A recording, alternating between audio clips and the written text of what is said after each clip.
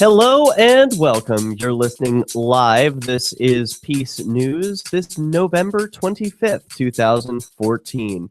It's Tuesday evening, just before Thanksgiving Thursday, and we'll be taking off this Thursday, so there will not be a live episode.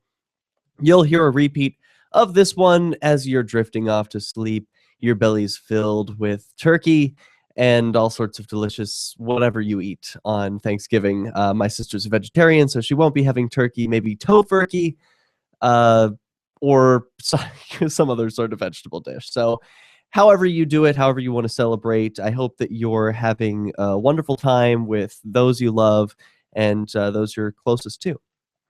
I will be joining some family down in Philadelphia, leaving the Shire, and it's always bittersweet to leave the Shire and go home to see family. It's nice to see those I'm close to, but leaving the Shire, I can almost feel a sense of pressure or extra weight that's added to me that I have to be a little more careful because it's not as free out there in the rest of the world as it is here in New Hampshire.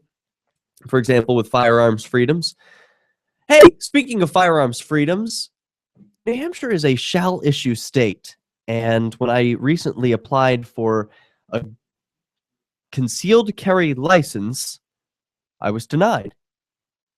Well, I went to the local courthouse and said, I'd like to contest this, please. I need to have a day in court, apparently, to fight for my right, and that means paying thousands of dollars to an attorney.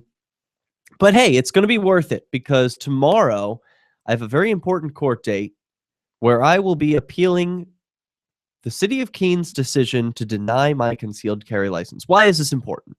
Not just about me getting a gun license. If it were just about that, big deal. But this is about an activist's right to the Second Amendment. That just because a person does activism or comes to New Hampshire with the intention of changing the politics or influencing the culture, just because a person uses their First Amendment doesn't mean that they lose their Second Amendment.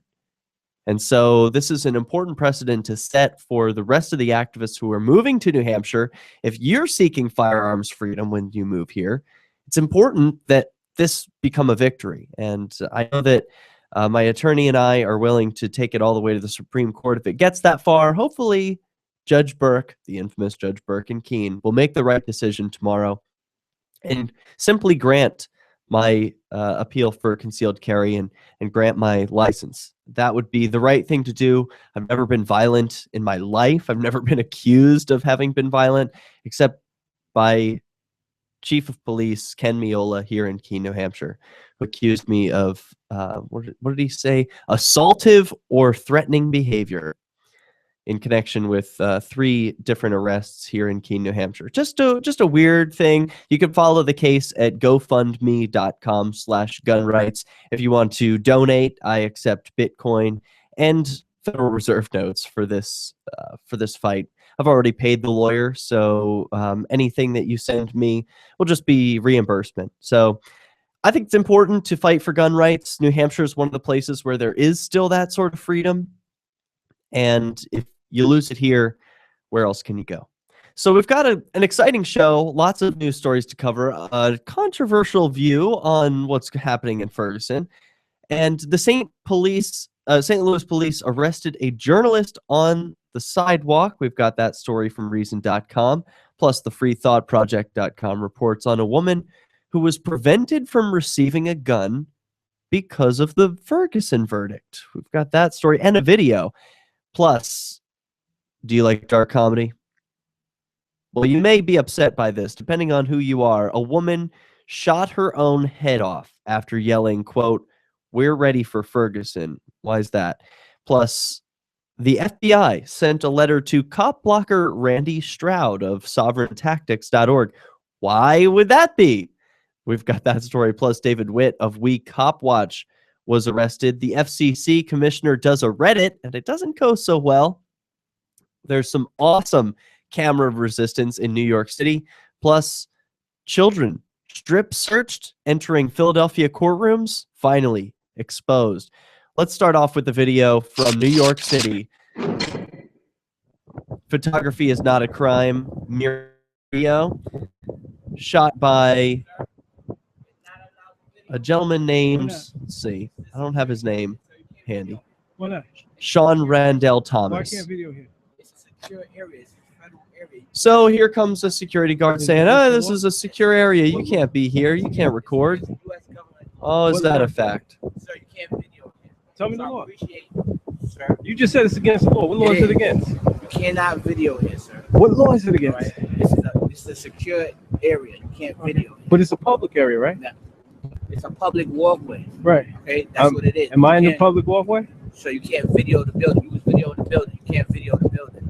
It's a secure facility. Are you absolutely sure about I'm that? positive, sir. It's a secure facility. Who do you cannot- work for? This is the Federal Bureau of Prisons. You cannot video the building. And that's who you work for? Yes. Oh, okay. Well, you This should is get the a Federal supervisor Bureau down of here, Prisons. because I want to know the. I want And they're telling this guy that he can't record on the sidewalk. So for those of you who are listening an audio version only, this man is on the sidewalk or in the middle of the street in a New York City alley. So there's tons of people who are walking back and forth through this alley. It's a public walkway, and there are buildings on either side. Turns out they're a federal prison. And some agents came over and said, "Hey, why are you filming us? You can't do That's that." federal property right here. And? You're authorized to confiscate your whatever you filmed on. You and have think to you're delete it. authorized to do that? Yes, we are, sir. You think you are? No, Under not what that I law? think. Under what Under law? federal law. 'Cause What it's a law? federal building. Cite the federal law. Right. I don't have to cite the law. This is a federal building right here. You And we have can no ask you- authority We do to. have the This is. authority, I'm sir. in public. Anything Right. in public view is Right. fair game. You have Right. no right, no Just legal trying to understand, Why authority. are you filming? me You right have now? no right, no legal authority But you're to filming me even right now. challenge me. No, I can challenge this. No, you can't. Yes, You we can, can't. sir. You can't. Yes, we can. You challenge understand? this, Supreme Court, Right. First Amendment Okay. right to do this. Is All that right? right? Yes. To Yes, it defend the is. federal And you're a building. law enforcement Okay. officer. You should know that. No, and I do know that. Anytime you Ooh. okay, and this is a federal secure property right here. Mhm. All right, you're not supposed to be doing that. And we can't. We by Title 18, we can ask you to confiscate what you have. No, you can't. So he's No, you talking can't. about You can't. stealing, No, you can't. No, you confiscate. That's a weasel word for stealing, and he knows exactly what he's doing. So part of the irony here is I stopped the video. Focus on what's just behind this security officer who's alleging that recording is not allowed. What's behind him? 2 video cameras. What do you think they're doing? Obviously, they're recording. But, oh, you're not allowed. Only he's allowed. Do some people have extra rights? Public As far as property. filming our building, okay. I You appreciate have didn't no. You film our have. building. Listen. You. Okay. You. Like I told you, you Is have that no right? say about Okay. it. None at all. Yeah, we do And have if some you say. want, and I'm welcome. Okay. I welcome you So to can we challenge get me your on name? that. Then can I have your name if we No, want I'm to not. challenge that? I'm not giving you Okay. any information. Okay. I'm not giving But you again, anything. I appreciate if you didn't film our federal building. I okay? understand. Right. Oh, I'd appreciate it if you didn't. Well, that's different language. Isn't he changing his mind about his authority? I appreciate your Right. appreciation, Well, but again, you have no say no, we about do that. have some say so You on don't. that. You have none. Okay, None well, I appreciate whatsoever. it. If you None didn't film- whatsoever. Again, again. No I appreciate whatsoever. we didn't You're a film captain. our- Perhaps Right. you should go look. Right. No, I do know. You- I know what I am. I know what I do. But my thing is, you shouldn't be you filming don't our know. building, Well, you okay? you don't know. It's public. Again. It's within public view. I have every right to film this that building, and there's absolutely Well, nothing okay, you can say about it. Could you just leave our area? And he is articulating this very well. And now he is asked politely to leave.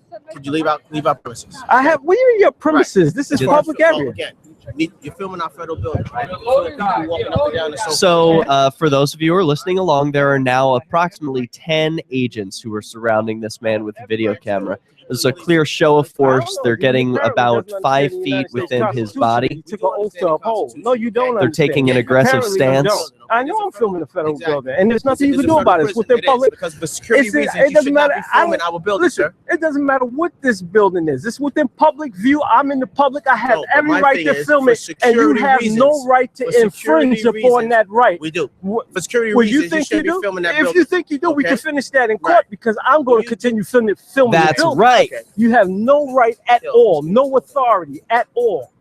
You have no right. None You at have all no authority at You all. think you do it. I understand We you can think you finish do. it in People court. in law enforcement are the dumbest motherfuckers when it comes to understanding the law. But you think Sir, that you first can of all, stop we're not me? using profanity towards you, sir. Okay? Well, We just asked you about well, we just you're asked you infringing about- upon my rights. I have a right to be out But here we filming also this have a right. building. We also have a right to You security have for no what we right have to infringe. Yeah, you know what happens next? He walks away, and they don't do a thing. Are you a political activist who does things that the government might not like? Then this free ebook may save your life. Rats. is your guide to protecting yourself against snitches, informers, informants, agents provocateur, narcs, finks, and similar vermin. Rats was written by OG libertarian Claire Wolfe. Rats is a short book, easy to read, and available free in many formats. Download Rats free at rats-nosnitch.com. That's rats-nosnitch.com. Hi, I'm Derek J.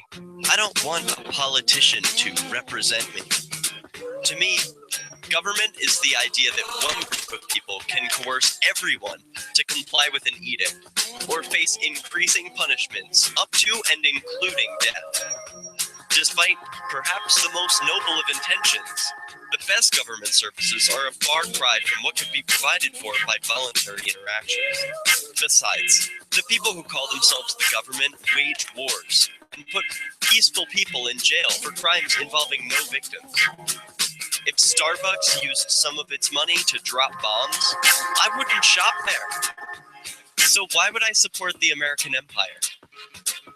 The empire does not require my consent. Derek J's Victimless Crime Spree. Watch it for free and order the Director's Cut DVD at victimlesscrimespree.com. That's victimlesscrimespree.com. The three most important things you can do for LRN.FM are: 1. Let your friends know you're listening to LRN.FM on your social networking profile. 2. Buy the things you buy online through shop.lrn.fm.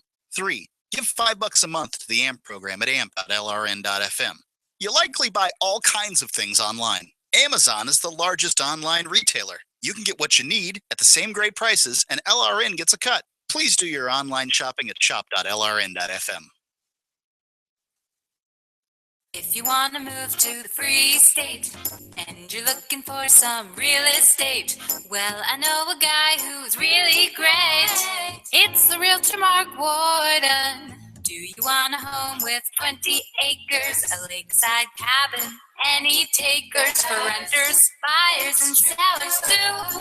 Mark Warden is the guy for you. PorcupineRealEstate.com.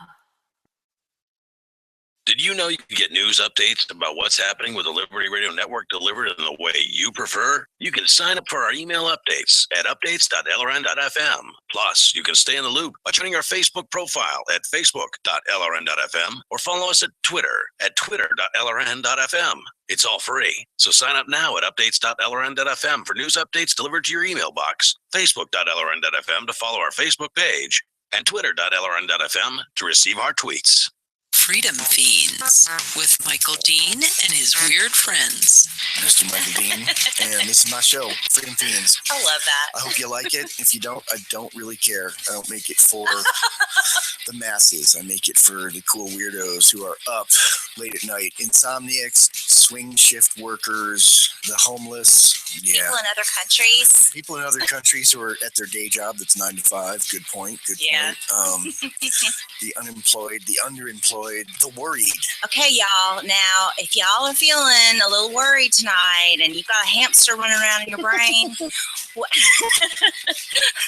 we have a solution for you. Just put your hands on your computer or your telephone, and the spirit of the fiends is going to come rushing right through, and it's going to heal you. Listen on LRN.FM Monday through Friday, midnight to 2 a.m. U.S. Central Time, and weekends, noon to 2 p.m. U.S. Central Time.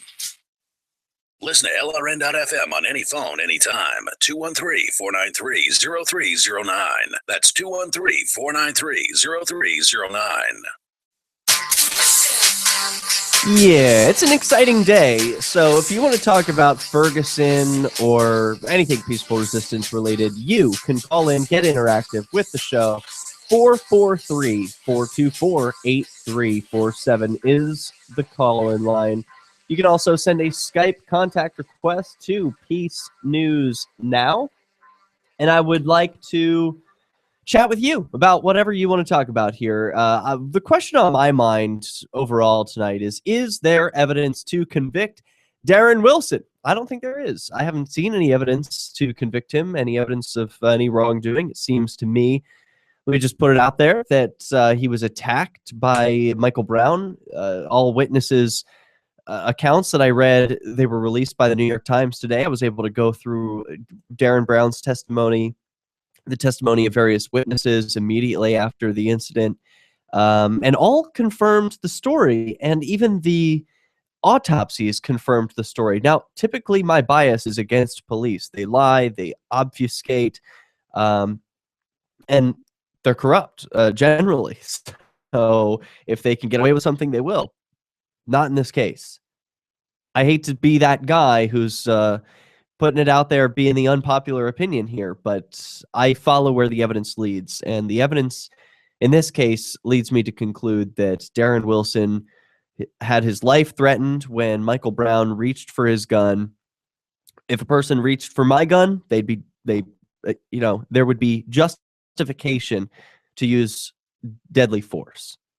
Not saying what I would do in any sort of situation, who can say, until we're each faced with that situation. But certainly grabbing someone's lethal weapon away from them, wrestling it away from their control aggressively without their consent, doesn't reveal the best of intentions and seems to me to indicate a will to kill the other person using their weapon. So certainly grabbing a gun away from a person makes you a deadly threat and has to have to be subdued. Also, the gunshot wounds, including to the top of the head, indicate that that Michael Brown was charging, as all witnesses recount, charging towards Wilson when Wilson was firing at him, not with his back to him or not with his hands up, but instead running towards him, charging, leaning forward, and then falling forward. So anyway, that's just what the bullets tell us. There was the bullet wound in Michael Brown's right hand, in which there was gunpowder residue that indicates that he was next to a gun when it fired and was wrestling for control of it. So is there evidence to convict Darren Wilson? I don't think so, but I'm open to hearing what you have to say about the topic. We return to a story of a St. Louis County police violating a court order by arresting journalists standing on the sidewalk. So now, am I on the side of police on every issue? Obviously not. When police do something wrong, I'm there to point that out. And when they do something right, I think that deserves being pointed out as well. We want more of that. So from recent.com, Erin Mallon writes that nobody seems to be in charge as the grand jury decision looms. And this was before the grand jury decision was revealed. His initial journalistic report wrote, a credentialed member of the media was arrested in Ferguson around 11:40 p.m. Saturday night. The arrest appeared to violate a court order issued Friday prohibiting the police from arresting law-abiding journalists. Lieutenant Jerry Lohr of the St. Louis County Police Department later told myself and other members of the media that the journalist was arrested for, quote, failure to disperse from the street, despite the fact that I, as well as approximately 100 other protesters and media, clearly witnessed the arrest take place on the sidewalk. So, what does it say? A cop is lying. But in this case, there are witnesses to point out that he is in fact lying. The story doesn't fly. St. Louis County Police then tweeted from their official account that Trey Yinkst, a reporter from D.C., had been arrested for failure to disperse because he was asked to leave the street by the commander and refused. The tweet was met with backlash of dozens of contradicting reports, photos, and videos from individuals on the scene who saw what I saw, a reporter being arrested for taking photos on a public sidewalk. Now, this is, to me, is really frightening. You know, my mother and people in my family will say, well, how could you go and get arrested for these things? Why don't you live a safe life? You know what? Basically, why don't you keep your head down and shut up and put up with the tyranny? Yeah, there are dangers to doing things like recording the police, but they're worth doing, because if you don't, then they can get away with lying and taking people off of the street. I mean, if it weren't for all of the journalists with the courage to say, hey, cop, you're lying about the reason you just arrested that man. You just kidnapped him because you just arrested him unlawfully. That's kidnapping. Yeah, and then you made up a justification just assuming that the thin blue line will protect you. Well, the thin blue line can't protect you from objective evidence like video and photographs. Tweeted in response to your own lies.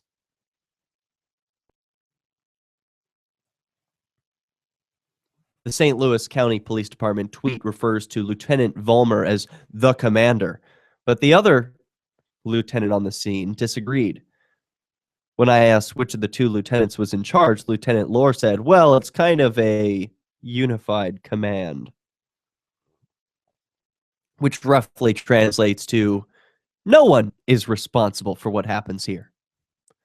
As Lieutenant Lohr was willing to talk to the media, he made a clear effort throughout the evening to engage respectfully with protesters and media. He spent a lot of time throughout the evening answering questions from protesters who wanted to talk with him and was extremely courteous in dealing with my relatively critical line of questioning. After watching the other out-of-control lieutenant arrest a journalist with an outburst of rage, I asked Lieutenant Lohr why he wasn't the one dealing with protesters. Malin: is he another on-scene commander? Lohr: yeah, he's a lieutenant from the county. Okay, so who's in charge on scene? Is it him, you, or... well, it's kind of a unified command. Okay, well, I'll be blunt with you. He's being a jackass, and you're being extremely polite. I know. Don't you think it would be better for you to deal with the protesters and not him? Whose water is this? I don't really know. Doesn't look open to me. I'm really thirsty. I don't blame you, but I think that was a fair question. No. I understand what you're saying. If you're asking me, I mean, ultimately, the deal is my approach may be different than his, but we're trying to accomplish the same goal. Right. Now, there's more, and you can read the rest at reason.com, but I think this exchange is revealing the media is having an uncomfortable relationship with the police. Here's a story written by a journalist who just witnessed a fellow journalist being arrested unlawfully. A tweet go out immediately, lying about the reason for his arrest. And he's having a conversation with a lieutenant who somehow is sharing and abdicating responsibility for what's going on this scene in Ferguson, Missouri. We'll return to Peace News after this. Do you need access to money? Do you need cash today? If you are receiving a structured settlement due to a lawsuit, or you are receiving pension payments over a long period of time, the Money Settlement Hotline can get you instant funding now. With your cash today, you can pay off credit card debt, pay medical bills, fund your education, or improve your home. You don't need to wait. It's true. If you're receiving a structured settlement or pension payment spread out over time and you want a lump sum amount immediately, then you need to call now.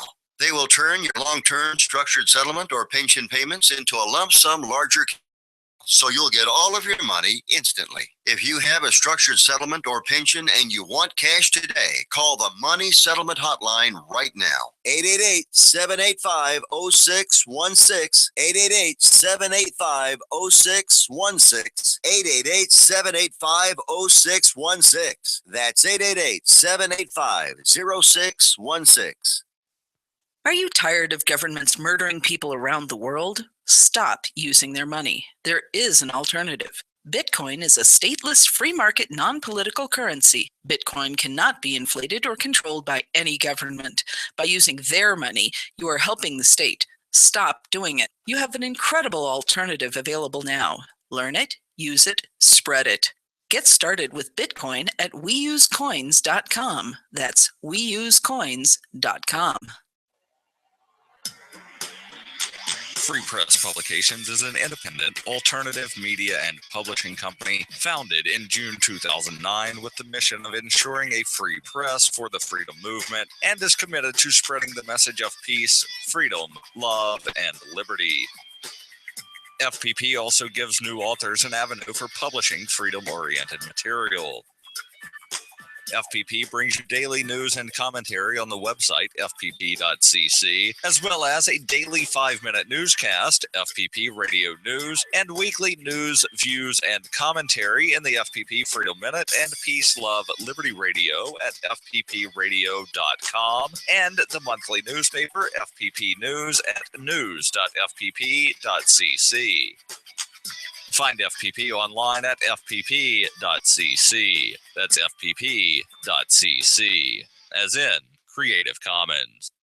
Imagine someone in your community getting in their car, turning on the radio, and hearing the Liberty Radio Network. You can make that vision a reality with your own micro radio station. Visit broadcast.lrn.fm to learn how you can put our programs on the air in your area. You can have LRN.FM running around the clock, and you can even add in your own local shows. Building a radio station is simple, but programming isn't. That's where LRN.FM comes in. Learn more at broadcast.lrn.fm. That's broadcast.lrn.fm.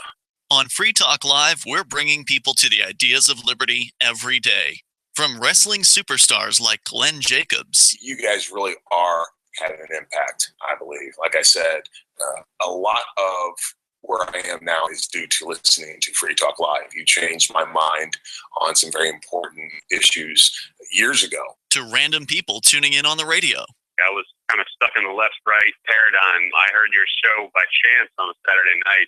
From there, I went on, joined the Free State Project, and become an amplifier. So, I mean, that's really the reason why I am, is because I know that if it wasn't for you guys being on as many stations as you are, I never would have found the ideas of liberty. Your AMP will directly change more lives by getting Free Talk Live in front of people looking for talk radio online and on the air. Find out about giving to our Google AdWords campaign at amp.freetalklive.com. That's amp.freetalklive.com. You can interact with other LRN listeners in our message board at forum.lrn.fm. That's forum.lrn.fm. Welcome back to Peace News. We're just talking about a story of a journalist arrested. Here's another journalist who was arrested yesterday. David Whitt. We interviewed him on Cop Block Radio here on LRN.FM not a week ago. Yep, from copblock.org and Facebook. Writes, Ferguson cop watcher arrested for immediate release. WeCopWatcher and founding member of the Canfield Watchmen, David Whitt, was targeted and arrested earlier today while going to a food store in Ferguson. David was arrested for cop watching, but inevitably was given an erroneous charge for obstructing traffic. More details soon. Contact Canfield Watchmen at 314-384-2297. Report by Robert Williams and posted by Jacob Crawford. So, okay, that's an important fact to know. There are a lot of journalists who are being arrested in Ferguson. What else is going on in Ferguson? A woman prevented from receiving a firearm. Why? The freethoughtproject.com reports with video. This week, a woman who lives in the Ferguson area had a frustrating experience when she attempted to buy a gun. The woman had been trying to buy a gun from a local store, but during the process, it seemed as if the store clerk was stalling. Luckily, she was able to take her cell phone and record the exchange. First, the woman was told that her application was not filled out properly. Then, when she returned with the specified corrections, she was told that she couldn't buy a gun at all because police had instructed owners of gun shops to lock up and ship out all of their weapons and not to sell to any local customers. The shopkeeper even said the police sent out a physical memo to business owners telling them that riots would be happening and gave them formal orders to close up their shops prior to announcements of the verdict of the Darren Wilson case. But that's really disappointing because you can tell, while the intention may be good, hey, we can't have those rioters getting guns, so we'll shut down the gun store. Yeah, well, one unfortunate thing about that, you prevent good people from getting guns to defend themselves, like this woman. She was then told that the police were expecting Darren Wilson to receive a verdict of not guilty, and as a result, they wanted to make firearms more difficult to obtain for potential rioters. The shopkeeper called attention to a large truck that was parked against the back of the building, and he told the woman that the truck was removing all the merchandise from the premises and taking it out of town. These are the unintended consequences of government programs. Government trying to keep you safe. They can't. That's the reality. There are going to be dangers in this world, and you either are going to accept that or you're going to live under tyranny. The woman then clarifies with the shopkeeper, quote, "So because they're releasing the verdict this weekend that he's not guilty, I can't get my gun?" The store clerk then revealed another inside detail that he received from police. According to him, the grand jury had already made up their mind in the case a long time ago. Quote, "Because they're not going to indict the officer, they found no wrongdoing by the officer, that he was justified in shooting. They know the riots are going to break out bad. That's why, the grand jury already knew a long time ago," the clerk said. He then offered to refund her money to give her a discount on the gun she wanted, quote, "after they got the riots under control." Finally, the woman told him that she needed her gun for work to protect herself in her place of employment if violence did break out. At that point, it did seem that he started to change his mind and told the woman he would go back and look for her gun. While the shopkeeper left, the woman took a picture of the sign that read, "Per law enforcement, all firearms have been temporarily removed from the premises." And I'll just play a clip from this video. We can't play the whole thing, but just to give you an example of what it's like when one of these situations breaks out in a city and you're not allowed to buy a gun. Are already packed in, and now we're loading up the pawn. We're taking all the pawns out of here too, just to protect our customers' merchandise. We're gonna have a lot of upset customers, but so because they've already been saying that they're going to target gun stores and pawn shops and stuff like that. This came from law enforcement is what they told us. They sent out memos and everything. Mommy and Daddy Copper told me what to do. They told me, get rid of all your merchandise, store owner. You know, because they're not going to indict the officer. They found no wrongdoing by the officer, that he was justified in the shooting. They know the riots are going to break out bad. That's why, the grand jury already knew a long time ago. That's so why what do I do about do I get my money back? Well, that's what I was going to say. We can refund your money. You can wait. Just soon as I'd rather refund it if I have to go somewhere.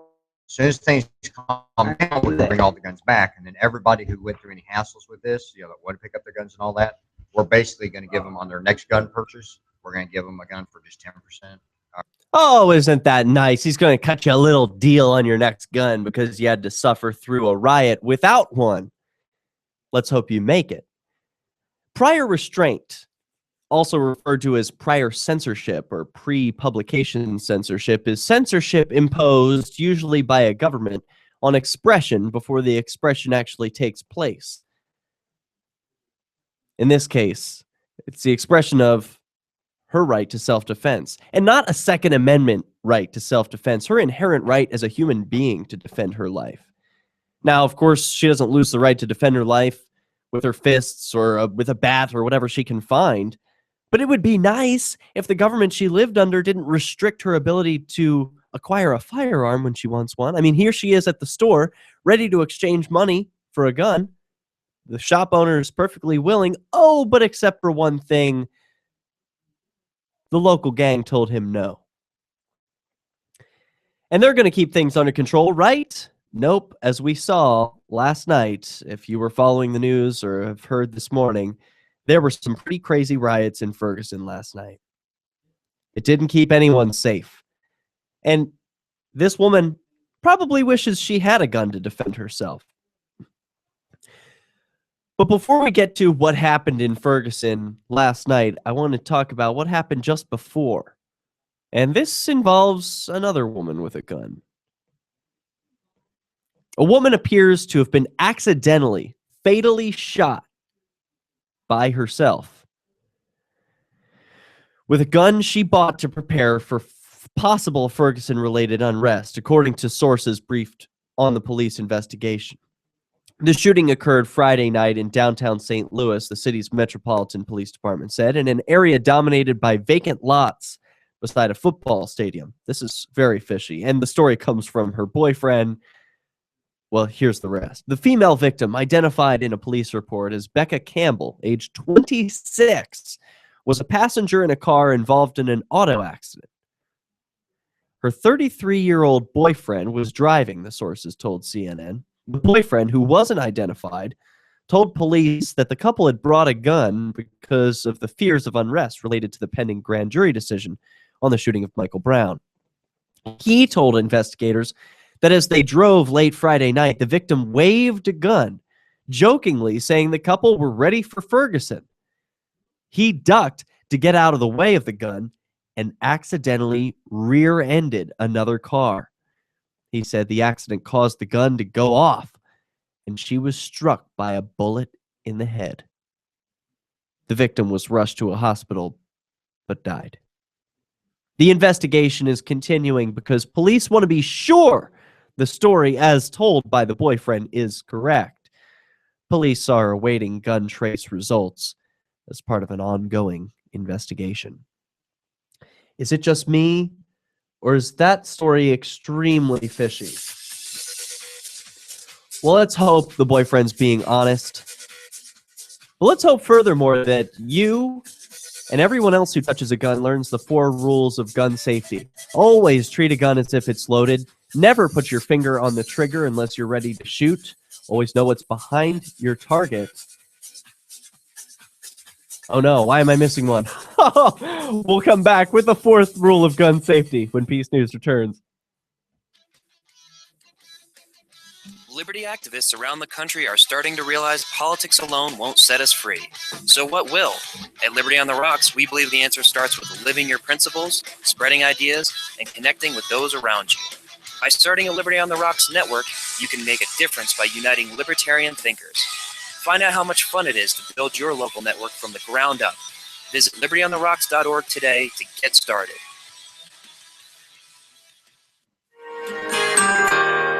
So the protection of life, liberty, and property is what the Free State Project is all about. But it's an effort to move 20,000 people who understand. It's about demonstrating to the entire country. Yeah, we can have a free market, a truly free market, making it just a freer, great place to live. It's the world's largest voluntarist libertarian community, and it's only getting bigger. That's amazing, to be able to move to a place where other people passionately believe in being free and independent. What the Free State Project is managing to do, though, is to put their money where their mouth is. It's physically getting up across the country and saying, let's go someplace and let's demonstrate the power of these ideas. There's a lot of kind of philosophy that surrounds liberty. There's a lot of thinking about it and talking about it. But here in New Hampshire, people are doing it. 101 Reasons Liberty Lives in New Hampshire, a documentary by Free State Project Early Movers. Watch it free at 101reasonsfilm.com. 101reasonsfilm.com. The 3 most important things you can do for LRN.FM are: 1. Let your friends know you're listening to LRN.FM on your social networking profile. 2. Buy the things you buy online through shop.lrn.fm.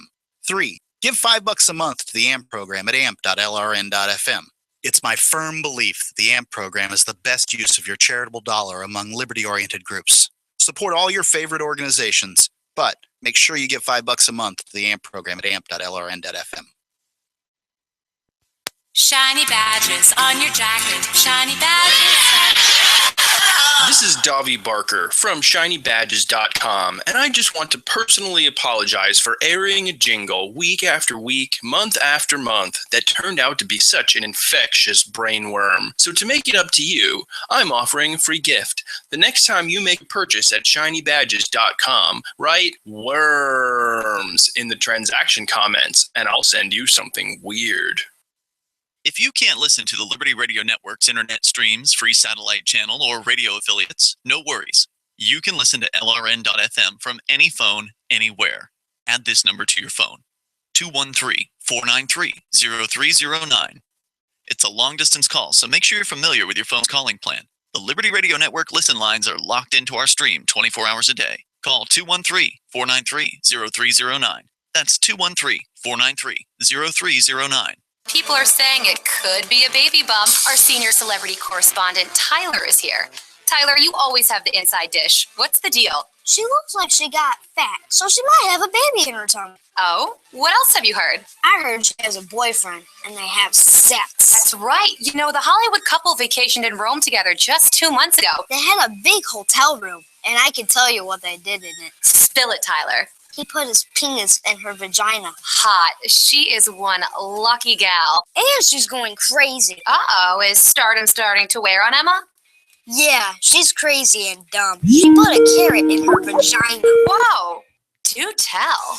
Yeah, she said, "Oh, this carrot's like my boyfriend's penis. I'm gonna rub it all over my vagina. I'm so gross." Then she ate it like Bugs Bunny. What a hot Hello. messy Emma. Get it together, Hello? girl. Tyler, Hey, you Nathan. are breaking news as always. Please hold. The ads a little. If you enjoy LRN.FM, please contribute to your favorite shows via their websites and become an amplifier at amp.lrn.fm. That's amp.lrn.fm. The 4 rules of gun safety are: always treat a gun as if it's loaded, always know what's behind your target, don't point a gun at anything you don't intend to destroy, and don't put your finger on the trigger until you are ready to shoot. Those are the four rules of gun safety that I was taught as a kid before I was allowed to hold a gun. My dad taught me, and we went out shooting, and it was a wonderful time. But those rules are important because they overlap. If you forget one, the other 3 should catch you and keep you safe. You can call in, share your stories of peaceful resistance or your thoughts on Ferguson, 443-424-8347, or Skype Peace News Now, as Nathan in Texas has done. Welcome to the show, Nathan. Thanks for having me on, Derek. So I wanted to correct something I said on Free Talk Live first. I implied that it was obvious that gun ownership was declining in America, and that may not be the case. There was a gun ownership is not declining in America. Well, we had a brief discussion, and someone brought up the fact that it's been increasing in the last couple of years. And the source that I had for the 4-decade figure was the New York Times. And apparently there's some dispute as to whether these figures are accurate or not. So I'll just hold off on that. Fair enough. Well, gun purchases in the past decade have increased each year, have they not? Right. Okay, But so that would tend to indicate that there are more gun owners. Right, but the New York Times story was claiming it was a 4-decade thing. So I'll have to do some more research and come back to that topic later. On the topic you brought up, though, I wanted to challenge you a little bit on this rules of gun safety. I've actually been trying to go through some old Star Trek movies and try to find some examples of bad gun safety. And so far I don't have a lot because most of the guns on there are handheld, and it's hard to really see when the finger is on the trigger or not. So, but I noticed that of the rules of gun safety, the easiest one to apply is the first one that you said about assume that the gun is loaded and don't point it at anything you're not willing to destroy. And that got me to thinking, aren't those kind of redundant? Isn't it kind of implied that if you don't want to point it at anything you want to destroy, doesn't that kind of imply that you're assuming it's loaded? Yes, the rules are intentionally redundant. The point being that if you forget one in the moment, the other 3 will catch you.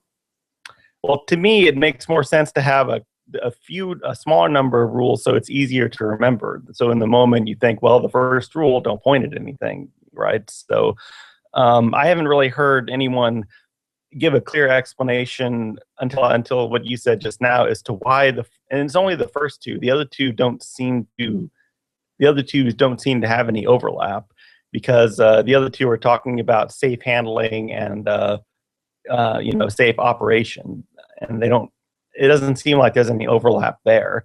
So I was curious if any gun owners know about that or could clarify in the future on any LRN show. Yeah, possibly. I mean, I don't really know. Because it seems, because I've always I learned the first one as a kid, the always assume the gun is loaded thing. And that kind of made sense to me because I thought, well, the gun could accidentally it could be loaded and you might not know it. But I think the second one, like the other one you said, makes a little more sense because it drives home the fact that, hey, always know what's behind your target. No, the one about don't point it at anything you don't want to destroy. Right. Like Michael Dean gave the analogy of like a laser gun, like kind of like on Star Trek. Imagine there's this laser coming out of the gun, and anything you point it at will, be under the swath of that laser and get sliced into. Yeah, and I never do that. Right. That's because I don't have poor firearms etiquette. If you swipe people, which is what that's called, where you let the muzzle of the gun swipe past somebody, and if it were a laser, it would like sweep off their leg. I don't hang around people who practice poor firearms etiquette. It's too important. I mean, that's my life that you're playing with, and if you're not willing to take enough personal responsibility to learn a few simple rules and live by them, then I can't be friends with you. So yeah, I think they're pretty simple rules to live by, but guns are a very important tool. And one that should be respected. So I wish that more people would implement some of these rules in their everyday lives. Because I see pictures on Facebook of people holding guns and they've got their finger on the trigger, and I'm like, man, that is bad trigger discipline. You don't put your finger on the trigger unless you're ready to shoot. I do have one example of bad gun handling in Star Trek, but it's not actually from the movies or from any of the main series. It was actually from one of the minor series, the third one. There's a scene where there's a man and a security officer, and the man says something like, "Hey, why are you pointing your gun at me?" And the security officer says, "Don't worry, safety's on." And so this is bad. I don't own guns, but even I know that this is bad. This is stupid. So, but that's all I've got so far. I'm gonna do a little more research because I was hoping to pin Star Trek as a kind of anti-gun thing, but people don't actually, like I said, people don't actually handle real guns, so to speak, on there. Everything has a little button, so it's always in the holster until they're ready to bring it out and set it on stun or whatnot. So I've got an illustration, and I don't know if you're able to follow along online, if you're able to watch at home, Nathan, while you're speaking. But there's a video that Ron Paul made back in the early 90s, maybe the late 80s, in which he is featured holding a gun, and he's practicing safe firearms etiquette, obviously not pointing it at anything. It's these fingers are nowhere near the trigger, and he's holding it very safely. And then by comparison, there are some, if you do a quick Google image search of Dianne Feinstein holding a similar weapon, you can see that she's got her finger well on the trigger. She's pointed it at the rest of Congress, and she's totally not paying attention to how she's operating this deadly weapon. And it's people like her that make the world less safe by their laws and their lack of safe practices in their own lives. So anyway, any other thoughts about guns and gun safety? Well, that's a really good point you bring up, because a lot of people who are kind of opposed to guns, I found that I think that partly it's that they don't really have any idea how they work, and so they're kind of afraid of them. And the other thing I found is people who don't think that others or themselves could, maturely handle guns. Also, so they see themselves as kind of the Feinstein figure of, just people are going to be muzzle sweeping everyone and it'll be blood in the streets, and to me, that's kind of a lack of maturity. You're basically saying that I think me and everyone I know is not mature enough to take responsibility for their own lives. You're absolutely right. That's what it's about. If that's why New Hampshire, I think, is such a beacon for others. It's a light on a hill, because other people can see, oh my God, there are people walking around into bars and restaurants with guns on their hips, and no one freaks out. Everything's fine. No one gets shot. In fact, New Hampshire has the lowest murder rate per capita than any other country, or than any other state in the country. So why would that be? One reason, some speculate, is because it has some of the highest firearms ownership in the country. And people are accustomed to seeing them. They're accustomed to expecting that if they invade a home or knock over a car, that the owner might have a gun and be able to return fire. That's also part of the reason I speculate that New Hampshire is one of the safest places to riot, where we saw the Keen Pumpkin festivals. You didn't see the bullets coming out the way you do in Ferguson, the tear gas. You didn't see the crackdown the way you do in other places. And I speculate that part of the reason is because the cops know that if they start to fire on the citizens may return fire, or they'll at least have the ability to, more so than in other places. Yeah, I wish I could recall that quote. One of the founding fathers said something about when there is liberty, the people are, or when there's tyranny, the people are afraid of the government, and when there's liberty, the government is afraid of the people, or something to that effect. Yeah, I've heard that one. What do you think about that?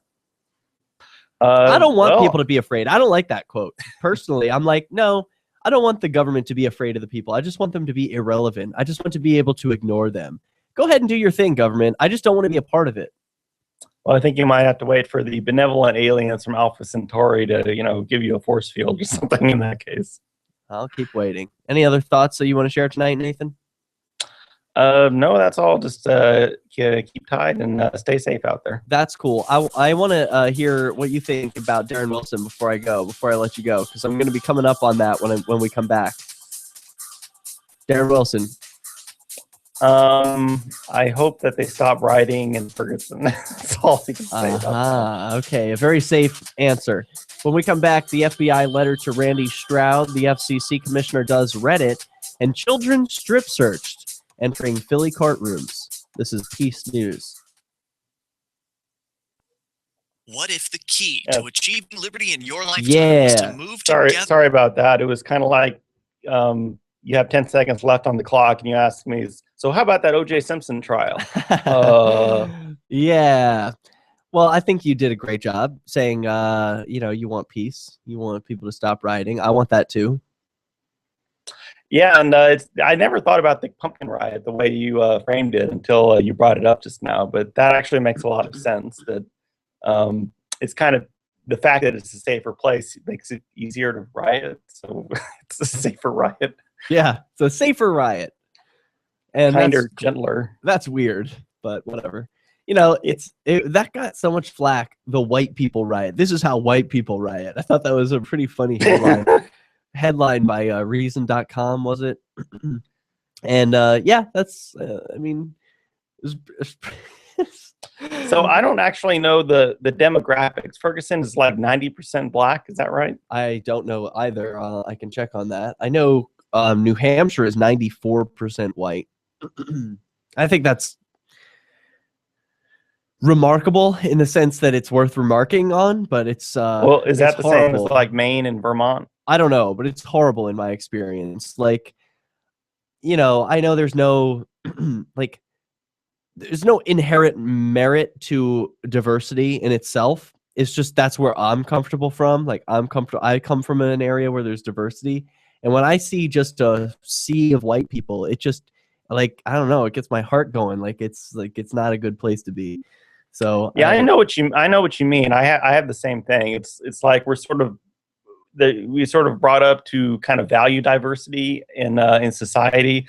Yeah. Like in universities, for example, they talk about diversity of race instead of diversity of ideas. Yeah. But on the other hand, you should be judged for your merits, not for your the color of your skin. And then when you ask for like the concrete benefits, well, like what are the numbers? Like what economically about diversity is good? Then it's not really so clear that there is anything. Yeah, and I've seen studies recently that conclude that the more diverse a neighborhood, the less trusting the people are of each other. Yeah, I heard the same study, and there was a similar, I don't know if it's the same one, but there was one about like people paying for like parks or something, just, quote, public goods, unquote. And it was suggesting that if there's more trust and less diversity, then there'll be more of like parks and roads and, that kind of a thing. Okay, here's something interesting. When it comes to understanding the reasons for racial tensions there, demographic makeup is key. Between 1990 and 2010, Ferguson's racial composition shifted dramatically, with the black population rising from 25% to 67%. Meanwhile, the white population plummeted from 74% to just 29%. 29%. Wow. And Ferguson has its own city council and police force and everything? I believe so. Because I've been floating the idea the last couple times I've talked about it, about tax revolt and what the people of Ferguson might do. But the pushback you get from liberals on that, when you bring that up in a lot of cases, that, well, all the taxes are paid by wealthy people, and people on the poorer end of the scale don't actually pay any taxes. So I'd be interested to see what the numbers were on, like, what percentage of taxes the people in Ferguson actually pay to support their own enslavement. Probably none. Don't they usually get funneled from the wealthier cities? Like, probably St. Louis pays for Ferguson. Is that how it works? Is it it's a state thing, and then the state funds the individual city? Like, I have no idea how Yeah, it works. generally. So, like, I'm from a neighborhood in New Jersey that funds one of the failing cities nearby at Camden. So Camden, New Jersey. I live 15 minutes outside of Camden, and it's this failing city. Isn't that like the worst place to live or something? Like, I saw some web story about that. Yeah, in 2006, Money Magazine rated it the worst city in America to live. Ironically, or maybe just surprisingly, Money Magazine the same year also rated Morristown, New Jersey, the best city to live, and that's only 15 minutes away from each other. So, wow. Yeah. So I'm from the area that's closer to the nicest place to live, and unfortunately, we fund the place that sucks. And all the wonderful towns around me also fund the place that sucks, and we all resent it. But there's nothing we can do about it. And maybe it's a that's just how it county. is. Maybe it's a county thing. Like, property taxes are collected by the counties, and yeah, I think that's how it is. What can you do? I left. I think that's what you could do. And it looks like that's what a lot of people did in Ferguson. Oh, is there some kind of outflowing from the city? I haven't. Well, how been do you think following it the news that happens closely. between 1990 and 2010? In a span of 20 years, the Oh, population you're changing okay. from 74% white to 29% white. Do you think they So you're died? talking about white? You're talking about white flight, and the black people stayed in the city? It's unclear. I mean, there's probably went a little bit of both ways. You know, black people having children from the 90s and 2000s and staying there, and white people not having children and not staying there. So probably. That's a good point. Well, I don't want to take up your time unless you have something for me to do in the next segment. So, well, I do actually. I was hoping for a volunteer to read a portion of the Darren Wilson testimony. Have you read it? I have not read it. Would you like to? Sounds good. Can All you right. link me? Yeah. Do you want to be the detective or do you want to be Darren Wilson? I'll go for the detective. My black voice is not as good as Johnny Ray's. Black voice? You didn't on Free Talk Live. Johnny Ray tried to sound like Martin Luther King or something. That's cool, but Darren Wilson's white. Sorry, I'm getting my wires crossed. So Darren Wilson is the cop, and Michael Brown is the victim. Yeah, but he didn't do an interview because he was dead. Right. All right, I'll find you this link. We have 1 minute. Okay. I like this microphone stand a lot better.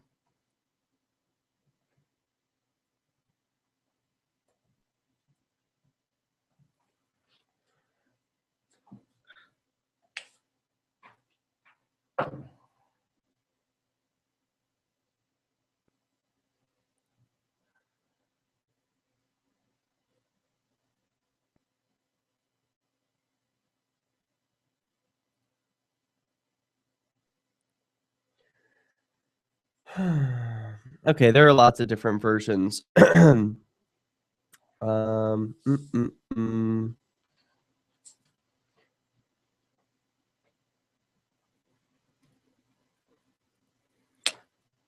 Should I just type something into Google? No, I found it. Only to gracefully begin itself anew in exactly 1 week's time. This is the Onion News Network.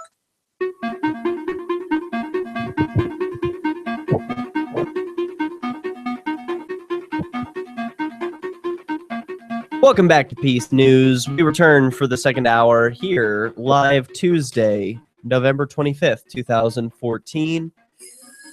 We will not be here broadcasting live Thursday, this Thanksgiving, just 2 days from now, because I will be in Philadelphia, living it up with my family and eating turkey and getting drunk. So that's the goal. I hope you're doing the same or something fun. Joining me for another segment is Nathan from Texas. Hey, Nathan. Howdy. And I proposed to him that we do something that I think should be a little bit of fun. We should read together the testimony from Darren Wilson's interview. Do you think that would be fun, Nathan? It does sound interesting. Now, is this an interview on the news or is it inside a courtroom? No, this was the day after the shooting.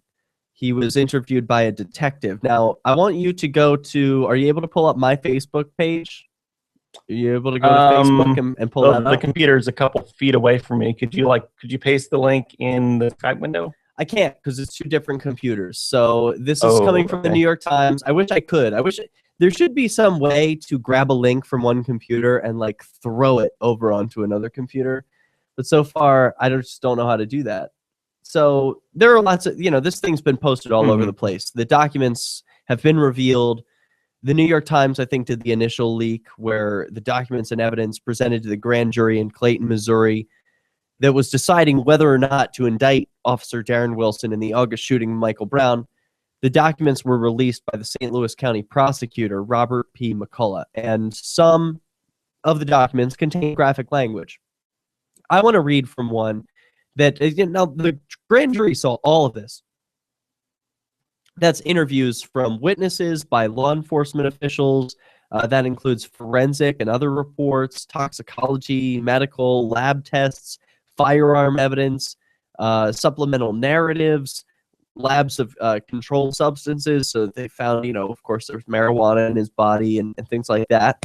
But what I want to focus on is the interview with police officer Darren Wilson. And how you doing on finding that transcript of the interview, Nathan? Are you having any success? I wish I should have prepared you better by sending you this link, but I've got the interview. Well, I'm clicking on the first Derek J that comes up. Okay. Are we not friends on Facebook already? I don't use Facebook that much. Oh, well, that's a. I'm not friends with anybody on it. Well, all right. Well, I want to just give a little background on this transcript before we get reading. The detective says here, today is Sunday, August 10th, 2014. The time is 10:16 a.m. So this is the morning after the shooting. This is Detective Blank with the St. Louis County Police Department, Bureau of Crimes Against Persons. All right. Is this graphics8.nytimes.com? Yes. Witness testimony confirms Michael Brown breach. Is that it? Yeah, but the witness testimony one is not the same one. There are several different interviews. So that's not exactly the link that you're looking for. State of Missouri versus Darren Wilson? Yes. Yep, that should be it. That has all the different evidence in it. So, and one of those is the interview with Darren Wilson. And then there are something like 40, 50, 64 different witnesses. I don't know why they number these this way, but they have like the first witness is witness 10. Second witness is witness 12. And then 14, 16, 22, 25. I mean, they're clearly skipping lots of numbers here. Did they interview more witnesses and those reports didn't make it to the official evidence, or what's the story there? I don't really understand. Plus witness 16, it says FBI. That's an FBI agent. So I mean, it's all over the board, these different reports here. And it's interesting also to read the report by the FBI agent to see how is it that they think. But first I want to focus on this, what no one is reading. the Darren Wilson transcript interview with law enforcement the day after the shooting. So the detective says, I'm here in a conference room on the Division of Criminal Investigation at the St. Louis County Police Headquarters building. Also present in the room is Detective Blank, also of the Bureau of Crimes Against Persons. And we are conducting an interview in reference to St. Louis County complaint number blank and an associated report completed by Ferguson Police Department. Also present in the conference room is police officer blank. And would you say your name for the recorder, please? And so this is the conversation with Darren Wilson. So it's two guys in the room, two detectives who are interviewing Darren Wilson. We'll call them Detective Blank. And Nathan, you're going to be Detective Blank. I'll be Wilson in this case. So everyone can ooh, boo, hiss, and hate me. I think they might change their mind after we get through this reading. So have you pulled it up? I do have it, but the names aren't clearly labeled. There's a detective. You said there's two detectives in this thing? Yeah, but you can't see their names. They've been blanked out. So it just says detective, and then it's blank, right? And then there's Wilson. Oh, okay. I guess I could be both detectives. Is that okay? Yeah, please be both detectives. And I'll be Wilson. We can start with, and would you say your name for the record, please? And so I say Darren Wilson. Okay, just have to wait for it to load. Oh, and Darren, what is your DSN? What is a DSN? DSN. Yeah. It sounds like some kind of directory or some kind of service number. Yeah, weird. Okay, so it says data source name. When I type in what is a DSN, it says sometimes a data structure that contains information about a specific database that an open database connectivity driver needs in order to connect to it.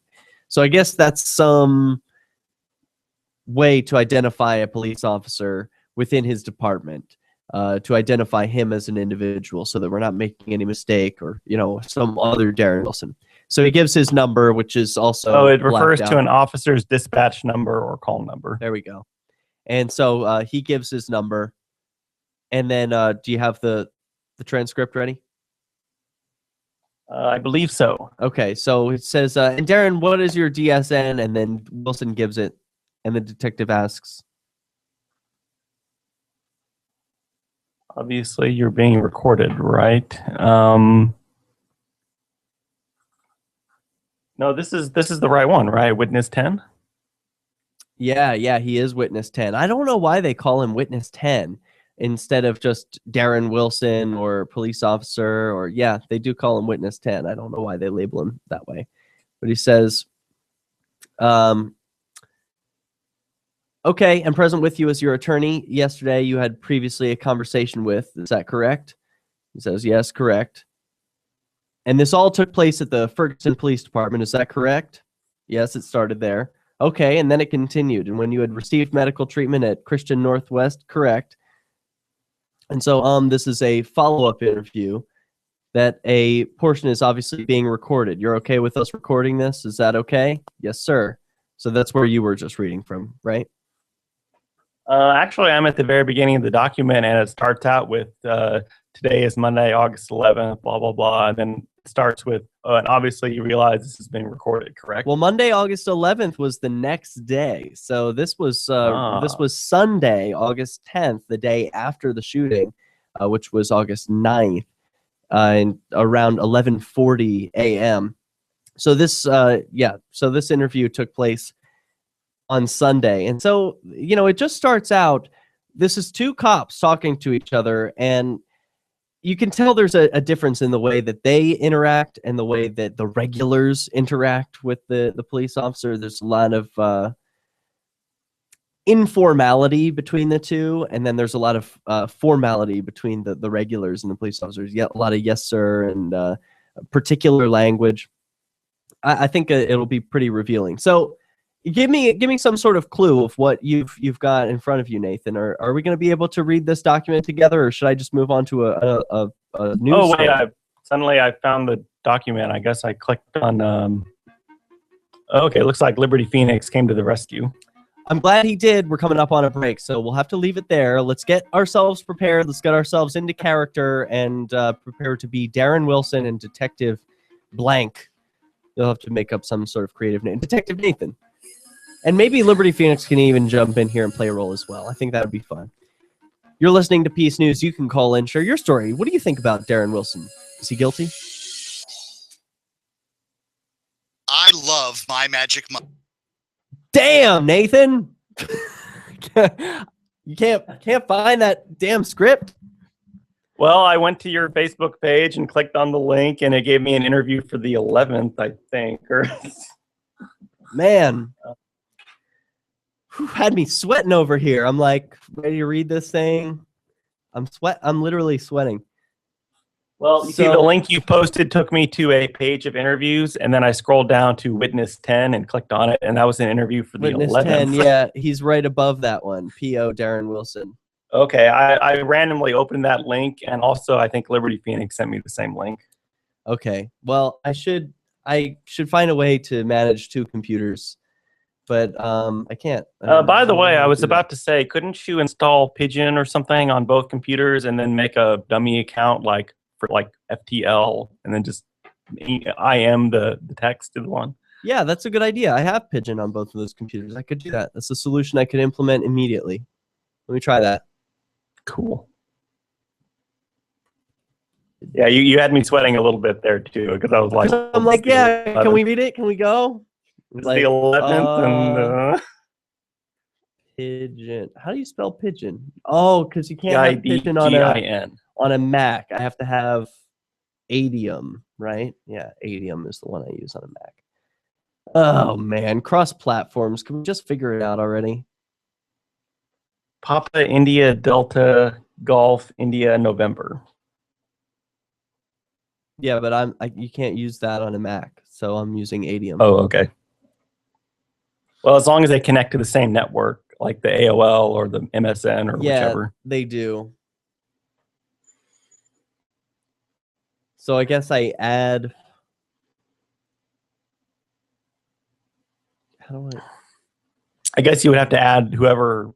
Yeah, you'd have to have two accounts for each computer and then add the other one as a friend. I can just add Peace News now as a friend, right? I can't add them on Skype. I can add them. Oh yeah, that's the other thing too. You could log in as someone else on Skype on the other computer, I guess. Yes, that would be easier. That is what I will do.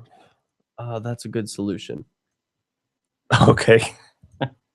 Better than Adium for the moment. Adium might be better for like encryption stuff if I need to send something privately. So is that like a Mac version of Pigeon? Yes. Very good, very secure. So let's see news. And you go phonetic alphabet because Michael Dean uses it.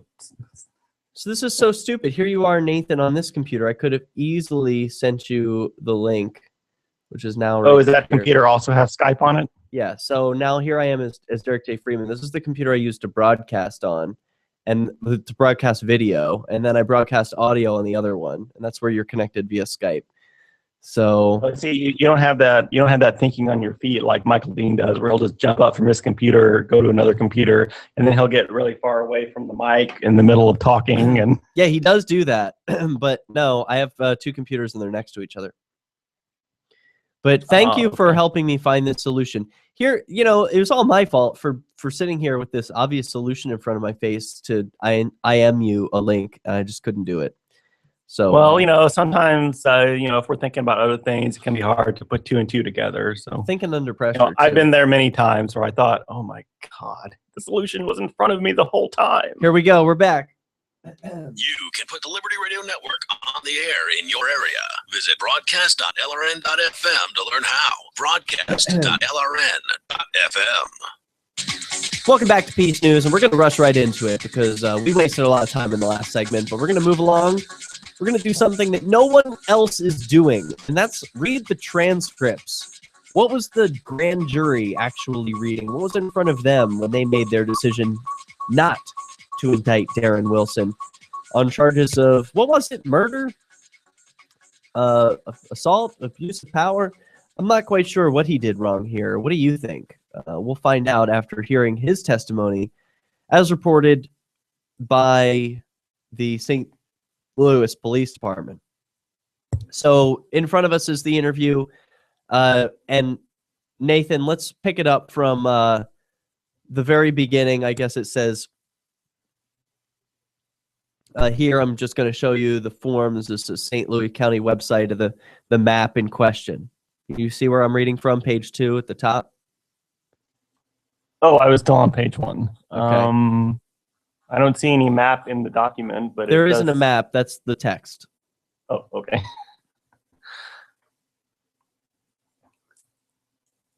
But yeah, I don't see any map. So there is no map. It is text. You'll have to tell me where to start from. So the very top of page 2. Detective. Okay. All your right. DSN one more time is?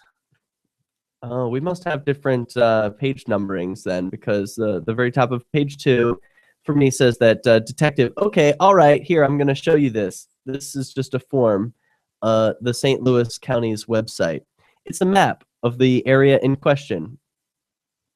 Okay, if you need to make reference to this, feel free to go ahead and do so, okay? And then let me ask you a couple more kind of administrative questions here before we get started. So your DNS one more time is, and then Wilson gives it. Go ahead. Okay.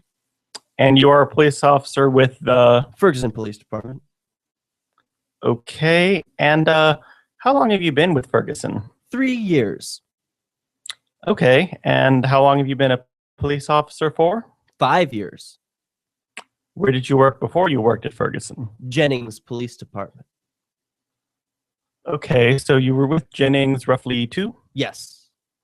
Okay, and this incident took place yesterday, roughly 12:04 p.m., and yesterday would have been the 9th of August. Okay, so on the 9th of August, what were your duty hours?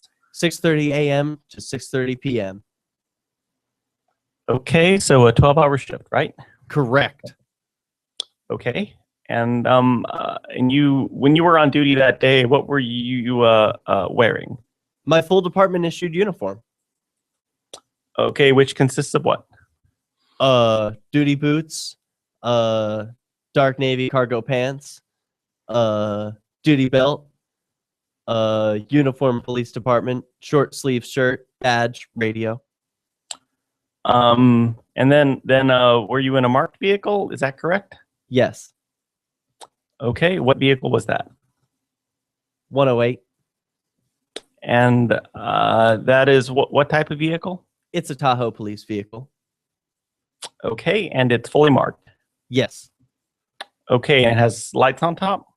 Yes, sir. And I want to stop here and interject and say how awesome it is that you're reading all of the uhs and ums that are actually written into the transcript. So if you want to get a sense of what it was actually like to be there, I mean, this is the best representation I think that has been presented so far, but you could also read the transcripts yourselves, and it includes even the ums and uhs. Clearly, normally you wouldn't include those. So clearly, I mean, there must be a lot more uhs than are actually being transcribed. So it's like the interviewer is very nervous. He's not sure what he's supposed to say or what he can't say. Yeah, and I think this was probably the first interview that he conducted, given the different times that he lists during the interviews. But let's continue. I say, yes, sir.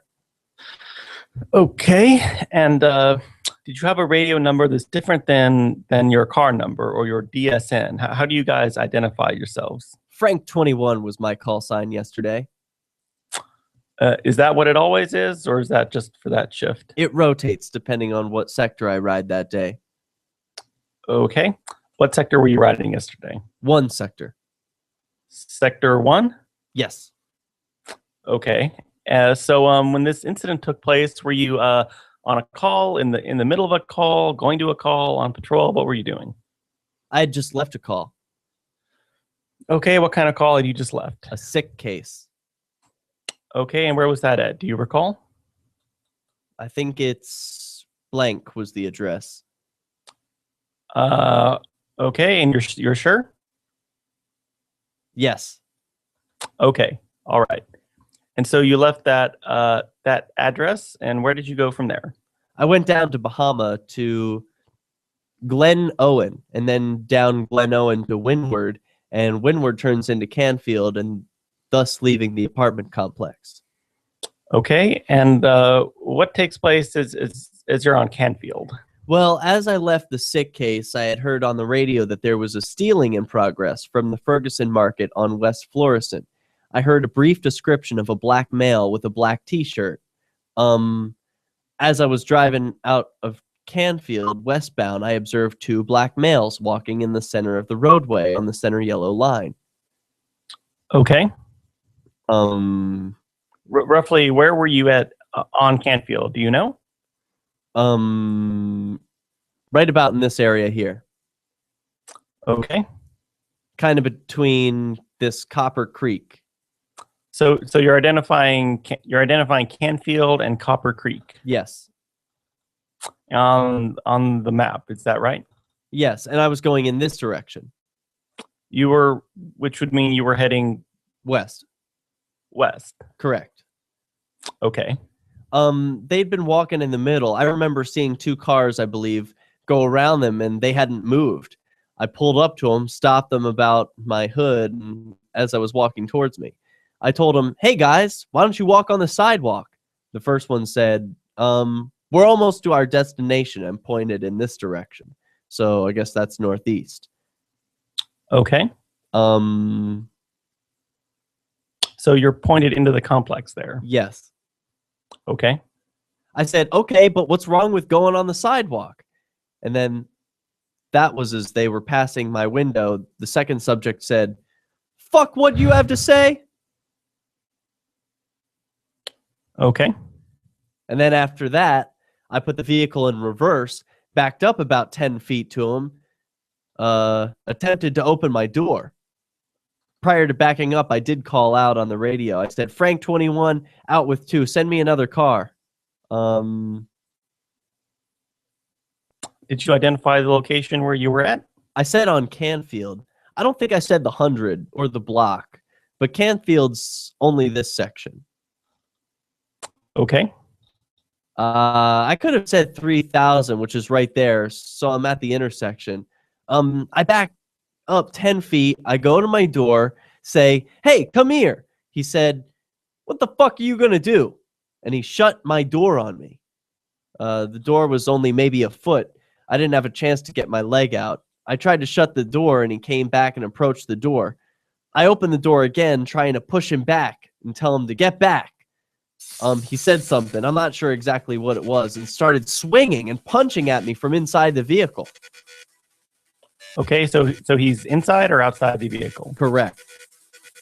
And where were you at this point? Sitting in the driver's seat.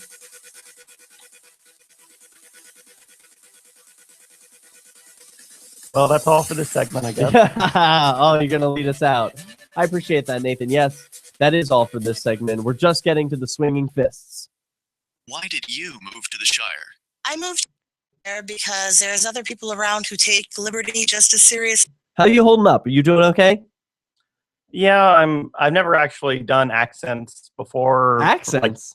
Or like voices, So I think you're doing great.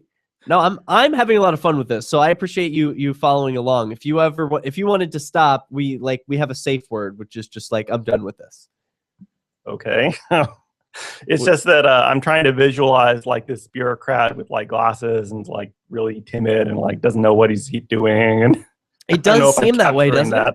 It does seem like that. Like yeah, it seems like they sent in some rookie guy because they're like, okay, we'll just send this this intern in and see what he says. So many ums and uhs. It's like he's just making it up as he's going along. Not the testimony, the interviewer himself is just like, I guess this is the very beginning of the process. He's rolled out a map from the website and he's trying to figure out what was happening yesterday. Yeah, maybe he's nervous because he's never actually done this before. Yeah. Maybe he's nervous because he thinks he's going to be fired soon. So just to back up, so this detective, is he from St. Louis? Yes. He's from St. Louis, right? Yes. Okay, so there's already the intergovernmental warfare kind of thing. Like, this is my turf. No, it's my turf. That kind of thing. Is it? Because Darren Wilson was a St. Louis cop, right? Oh, no, he's a Ferguson cop, huh? Yeah, so already it sounds like there's higher up people higher in the hierarchy are coming in and telling them what to do. So Interesting. that makes it even stranger because you would think he would be more authoritative if he was, he'd been asked to come in and resolve some kind of dispute. Like, I'm here to tell you what's what, boys. Yeah. Something like that. Yeah, exactly. You would think he would, but I don't know. Yeah, it's very strange. And it gets stranger. But the cool part, or kind of the interesting part to me, is that so after reading Darren Wilson's testimony and then reading the other witness accounts, I'm like, hey, wait. I expected the witness accounts to be different from Darren Wilson's testimony, but it's not. Well, the initial ones weren't they? Yes.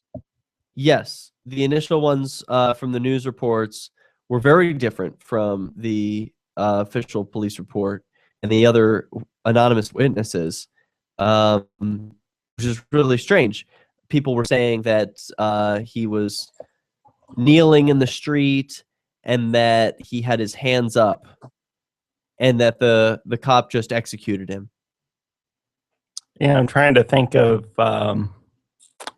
some kind of famous artwork where it's like you're kneeling and you're, praying or something, but it's almost like that's called execution, right? When you're on your knees and they do that?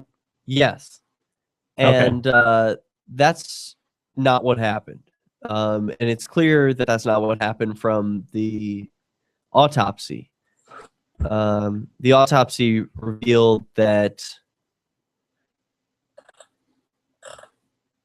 it can't reveal that he was charging, but it reveals the direction he was facing. He was facing towards Darren Wilson, and the witnesses say that he was charging towards him. I don't see, it just seems like that's what happened. We'll see in the rest of this reading here. Oh, did you hear that his mother tried to, shot someone or threatened someone? Hit them with a bat. Hit them with a metal pole. Yeah, she's a peach. Facebook.lrn.fm. That's Facebook.lrn.fm.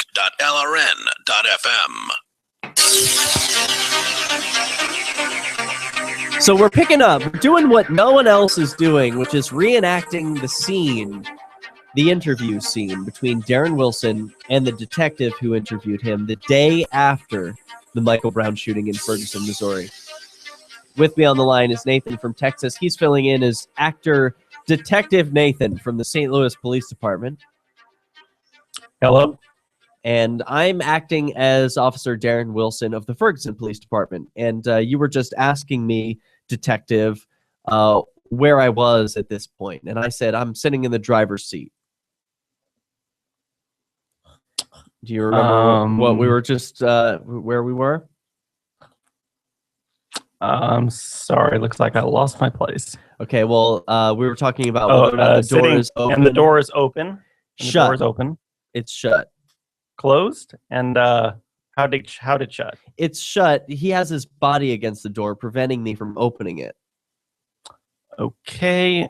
How is he preventing you from opening it? Body against it, or? Yeah, body against it. Arms or hands? And was at that point, it was his body because his stomach was against the door. His hands were inside on me. Okay. When he shut the door the second time, he put his hands on the windowsill and shut the door and then approached the door with his body against it. And he was a heavier set, taller subject, enough to where he had to duck his head to come into my vehicle. And he entered my vehicle with his hands, arms, and his head, assaulting me. How is he assaulting you? The first time he had struck me somewhere in this area, but it was like a glancing blow because I was able to defend it a little bit. After that, I was doing just scrambling, trying to get his arms out of my face and from him trying to grab me and everything else. He turned to if it's at my vehicle, he turned to his left and he handed the first subject. He said, "Here, take these." He was holding several packs of cigarillos, which was just what was stolen from the market store, was several packs of cigarillos. He said, "Here, hold these." And when he did that, I grabbed his right arm, trying to control something at that point. As I was holding it, and he came around with his arm extended, fist made, and he went like that straight at my face with a full swing with his left hand. And that's the hand that he used to fend off the Correct. the hand off the cigarillos. Correct. Okay. Did he have anything in his hand at that point? After he hit me the second time? Right. No. When you said you identified that he came around with a full swing? Yes. How was his hand? It was closed. It was in a fist. Okay. He hit me with this part of his hand, like across my cheek. Okay. After that, it kind of jarred me back, and I yelled at him numerous times to stop and get back. I believe somewhere in there I pulled my hand up, just trying to get him away from me, and there I was. I was already trapped, and I didn't know what he was going to do to me, but I knew it wasn't going to be good. Had me. I mentally started thinking, what could I do next? I started off with my mace. I couldn't reach it with my right hand. I was using this hand to block and all that. And I know how mace... You were using your... My left hand was blocking. And that's closest to the door. Yeah. I was just trying to keep him off me and get him back. I tried to go off for my mace. I couldn't reach around my body to grab it, and I know how the mace affects me, so if I use it in close proximity, I was going to be disabled, per se. And I didn't know if there was anything even going to work on him, if I was going to be able to get a clear shot or anything else. Then, like, I was thinking, like, picturing my belt going around it. I don't carry a taser, so that option was gone. And even if I had one with the cartridge on there, it probably wouldn't have hit him anywhere. Next, I go to my asp. I couldn't get on it. It sits behind me, and I couldn't reach it. And I was in a car and couldn't expand it. I already have a flashlight I carry in my bag. My duty bag was on the passenger seat. I wasn't willing to give up more of my vehicle and my body to him to lean over and grab it and turn away from him. I thought I was already compromised enough. I drew my firearm. I pointed it at him. Stop, I'm going to shoot you, is what I ordered him to get on the ground. He said, you're too much of a fucking pussy to shoot me, and grabbed my gun. When he grabbed my gun, he twisted it, pointed it at me into my hip, pelvic area. How did he grab it? With his hand over the top. I'm not sure which hand he grabbed it with. One hand or two hands? I think one, then I don't know. Okay. I know his hand was around my trigger finger, which was inside the trigger guard. And when he grabbed, it pushed down and angled to where it was like this in my hip. Okay, and just for the purpose of the recording, can you just explain what you're demonstrating right now? My firearm was in his control around my hand, pointed directly into my hip. Okay, so you're holding the gun in your right hand. Right hand, okay, and your right hand is holding the gun, and the gun is now being pointed into your left hip. Correct. Okay, go ahead and continue. At that point, I was guaranteed he was going to shoot me. That's what I thought his goal was. He had already manipulated. I was not in control of the gun. I was able to tilt myself a little bit and push it down away towards the side of my hip and kind of lock my wrist into my leg where he couldn't get it back up because I didn't have enough strength to come up and force him off me. He had completely overpowered me while I was sitting in the car. Then I took my left arm and I pinned it against my back seat and pushed the gun forward like this. Okay, and just for the purposes of the recording again, just explain what you're doing. My left elbow locked into the back seat of my car. Okay. Took my left hand, placed it against his and my hand on the side of my firearm, and pushed forward both my arms. Toward what would be the steering wheel then? Is that... Yes. Okay. It ended up being right about where the door handle is on the Tahoe. Okay. When it got there, I saw that it was it was somewhat lined up with his silhouette, and pulled the trigger. Nothing happened. Pulled it again. Nothing happened.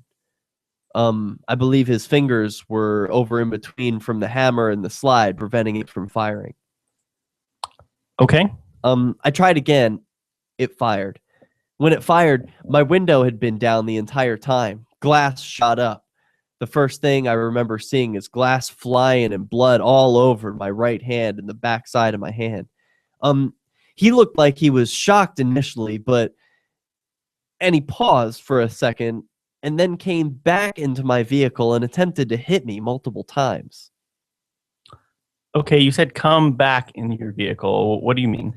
He had, after I had shot and the glass came up, he took like a half step back and then realized he was okay still, I'm assuming. He came back towards my vehicle and ducked in again. His whole body, whole top half of his body came in and tried to hit me again. How is he trying to hit you? Fist grab. I mean, just crazy. Just random. Anything he could get a hold of, swinging wildly. And then at this point, I put my hand up like this and tried to fire again, and my left hand was up blocking my face. Okay. My right hand was still on my lap, pointed towards the door handle. I tried to fire again, just a click. Nothing happened. After the click, I racked it, and as I racked it, it just came up and shot again. And just for the purpose of racking, you're meaning what? I took the slide and I cleared the round, thinking it was jammed. Okay. And after the round was cleared up, I brought it out and I shot again. When I shot that time, I was still in this position, blocking myself and shooting where he was still there. When I turned and realized I had missed, I saw like a dust in the background, and he was running eastbound on Cantfield. Awesome. Okay, so that just went right up into the end of the break. I think that was a nice little way to end it. Yeah, that was really good. And sorry about the slip up. I scrolled the page a little bit before, and I didn't notice a slip up, so no need. No, to at the beginning when I wasn't ready. No big deal. This is we do not play for keeps on this show. It is well, I don't know if this is a teaching hospital or not, but thanks. no, anyway. my like life philosophy is that you should be having fun. So like I do this show because it is fun for me, and I think it is valuable. Like no, like really, I think it is valuable. And like, no one is doing this. No one is reading the documents. No one's taking the time to read the actual testimony from the officer. I haven't been paying attention to the news. Is that true? They're not actually quoting from the documents at all? No, the news, the mainstream media has been perpetuating the story that cops are bad and evil, and that the cops are wrong and racist in this situation. It's a totally racist situation where a white cop shot an unarmed black teen, and we should just I don't know what the lesson is supposed to be, except I think that's a horrible lesson. Like there are situations where there have been racist cops, or there have been cops that have abused their authority, but this isn't one of those cases. So why focus on this and not a situation like Kelly Thomas or like John Crawford? I suppose the most you could say is that if it were a white suspect or a pair of white suspects, he might not have stopped his car and gotten out. So I don't know if he'd seen the cigarettes in their or the cigars in their hands and they were white, what he would have done in that situation. I have a hard time believing that. People walking down the yellow lines in the middle of a street with cars going around them, cops are going to stop. Yeah. Cops are going to stop you. They're going to be like, hey, you should be on the sidewalk. Just like, at the beginning of the story where he's like, yeah, I saw these two guys. They were walking the street. I was like, be on the sidewalk. They were like, we're almost at our destination. It's like, okay, but what's wrong with the sidewalk? But then he turns it into like, what the fuck you gonna do? Kind of a thing. And yeah, exactly. That's what Darren Wilson says. Of course, we don't know. There isn't video evidence, but is it hard to believe? Well, it's interesting. actually, I guess this is irrelevant, but I remember that Molly and Michael Dean were having they completely disagreed about this case, and looks like, I don't know, it's a sad situation on all sides. They disagreed about this case? What do you mean? Well, I don't want to say that Molly took the police side, but he was basically on Darren Wilson's sort of side for most of the whole debacle. Let me be clear. I am on Darren Wilson's side in this case. I am perfectly clear about that. For a while there, it looked like the evidence might favor Michael Brown, and it was kind of ambiguous for a while. The evidence is clear to me via the autopsy reports. Right, that's what I meant. When the autopsy came out, it was a lot more clear what had happened. There was a struggle for the gun, and in any struggle for a gun, that's justifiable use of force. I mean, someone goes to take my gun, it's justifiable to kill them because they've become a lethal threat. Not saying I would do that, just saying it would be justifiable. Yeah, I'm still trying to figure out this Star Trek thing. They actually do use rifles on that show, but only in certain episodes. Most of the time, they use the little hand stun thingies, kind of like tasers, I guess. Do they even use bullets? No, it's all like laser things and stuff. Well, actually, they changed the graphic in the movies a couple of years ago. They made like little energy pulses. You can help us cover our satellite costs with the chip in on the right All right. side of the page. We'll come back. Let's finish this one up. FM. Hey everyone, welcome back to the show. This is a special reading. We've never done anything like this before on Peace News, but I'm liking it. We're reading the official testimony from Officer Darren Wilson of the Ferguson Police Department and his interview with the St. Louis Police Department the day after the Ferguson, Missouri shooting in which Michael Brown lost his life. Why is this important? Because no one is researching the evidence, the facts. What do we know about this case? They're just assuming. They're just projecting what they think happened based on their own racial prejudices. Well, it turns out there is some evidence we can draw on. Part of it is witness testimony, and among them is Darren Wilson's testimony, which we're reading now. And then I encourage you, since we won't have time to get through all of it tonight, to read the rest on your own time and to go and research the witness testimony, see if it corroborates what happened with the rest of Darren Wilson's story, see if it matches the evidence you would expect to see in an autopsy report, and put the evidence together for yourself. And of course, Michael Brown can't be a witness because he's dead.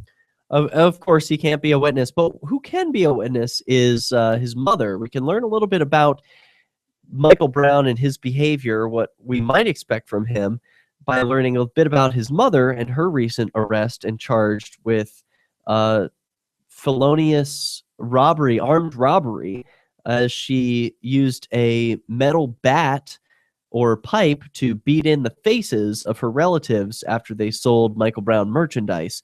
And she stole $400 cash and about $1,500 in merchandise. So for petty cash, she was willing to put a metal pipe to the face of her relatives. This is the woman who raised Michael Brown, the strong-arm robber, who was walking in the middle of the street when he lost his life to Darren Wilson. So just a little bit of perspective of who these characters are. I'm not saying Darren Wilson is a peach. Seems like he's got a history of police abuse as well, but not in this case. So let's return to the transcript. Nathan and I are reading along. This is Darren Wilson has just said that that Brown was running eastbound on Canfield. And before I start, I just want to note real quick that an asp is an expandable baton. Yes. So it's is that something you were not clear on? Well, I don't know if the audience knows what an asp is. It sounded like slang, but asp is the company that sells a small kind of baton that they use. Really? I didn't know that was like a Kleenex sort of word. Yep. But yeah, an asp is what was put into the back of my bicycle spokes by Officer Moore. Wow, I didn't know that either. When he wanted to stop my bike. It would certainly had it handy that time. So for him. All right. So I'm the detective. Yeah, you're the detective. I'm Darren Wilson. Okay, and you said you shot that second time, right? Where did that round that you shoot that round through, at the door or the window? Or I'm not sure. Okay. I'm not exactly sure. It was just one of these to get him off me. Okay. He ran east on Canfield. I exited my vehicle and I said, I got on the radio and said, "Shots fired, send more cars." It wasn't found till later my radio had been switched in the struggle and my person radio to channel 3. What side of your body is your radio on? My left side. Okay, and you carry that on your belt? Yes. Okay. It's on one of the swivel holsters, so it always faces up when I'm sitting down. Okay, and what's channel 3 for you guys? I believe it's county radio. Okay. Our main channel is channel 1. So I get out, I say that. He runs from his intersection where I originally told you towards this entrance to the parking lot. Okay, and you're saying that you were originally at Canfield and Copper Creek, right? Can I draw this out for you? Absolutely. My vehicle was like, oh, this pen isn't working. Was like right there, if you can see that. Okay. And he ran around my vehicle in this direction. Okay. I exited. I followed him in that direction. After I said on the radio, "Shots fired, send more cars," I was yelling at him to stop and get on the ground. He kept running, and then eventually he stopped in this area somewhere. When he stopped, he turned, looked at me, made like a grunting noise, and had the most intense, aggressive face I've ever seen on a person. When he looked at me, he then did like the hop, you know, like people do to start running, and he started running at me. During his first stride, he took his right hand and put it under his shirt into his waistband. And I ordered him to stop and get on the ground again. He didn't. I fired multiple shots. After I fired the multiple shots, I paused for a second, yelled at him to get on the ground again. He was still in the same state, still charging, hands still in his waistband, hadn't slowed down. I fired another set of shots. Same thing, still running at me, hadn't slowed down, hands still in his waistband. He gets about 8 to 10 feet away, and he's still coming at me the same way. I fired 2 more shots. One of those, however many of them, hit him in the head, and he went straight down right there. When he went down, his hand was still under his right hand was still under his body. Looked like it was still in his waistband. I never touched him. I said, got on the radio and said, "Send me every car we got and a supervisor." 15 to 20 seconds later, 2 marked cars show up, code 3 sirens and lights on. They started blocking everything off. A moment later, my supervisor shows up and sent me to the police station.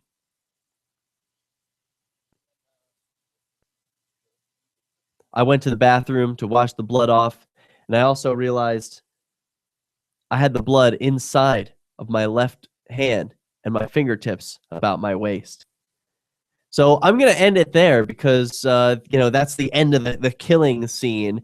But I urge you to do the research yourself. The transcripts are now out there. They're publicly available. So if you have any doubt about what happened, as I'm sure we all do, go out and research the evidence that does exist and see what pieces you can put together if you're going to have a strong opinion that you're going to express about this incident.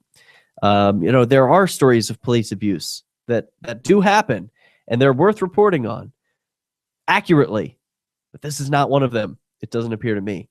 And if you have integrity, if you want to report accurately, follow where the truth leads, not where your biases lead. Any other thoughts on this story, Nathan?